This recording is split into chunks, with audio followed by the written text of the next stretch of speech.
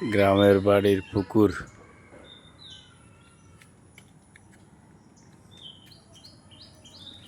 পানিতে একদম টইটুম্বুর হয়ে আছে।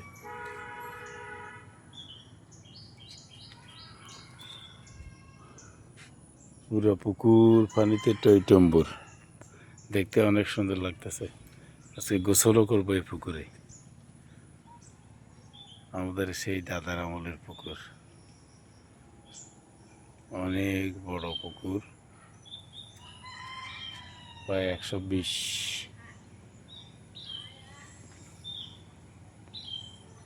120 শতক জায়গার উপরে এই পুকুর প্রতিষ্ঠিত।